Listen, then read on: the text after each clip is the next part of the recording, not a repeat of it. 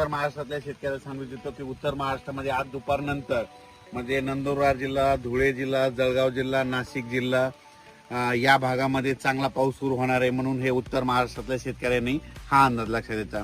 म्हणजे तो पाऊस उत्तर महाराष्ट्राकडे म्हणजे 25, 26, 27, 28, 29 तारखेपर्यंत तुमच्या 4 जिल्ह्यामध्ये पडणार आहे. म्हणून हे अंदाज लक्षात घ्यायचा. दररोज वेगवेगळ्या भागात पडणार आहे, काही ठिकाणी जोरात पडणार आहे, कुठं मुसळधार पडणार आहे, कुठं अति मुसळधार पडणार आहे.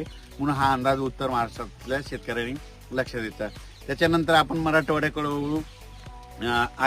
मराठवाड्यामध्ये देखील अहिल्यानगर भागात देखील पाऊस कमी आहे. त्याच्यानंतर संभाजीनगर भागात देखील कमी आहे. तर तुम्हाला संभाजीनगर, अहिल्यानगर, बीड जिल्हा, जालना जिल्हा, परभणी जिल्हा, हिंगोली जिल्हा, नांदेड जिल्हा, धाराशिव जिल्हा, लातूर जिल्हा, नांदेड जिल्हा, हिंगोली जिल्हा या भागातल्या शेतकऱ्याला सांगतो की आज दुपारनंतर सगळीकडे जोराचा पाऊस येणार आहे.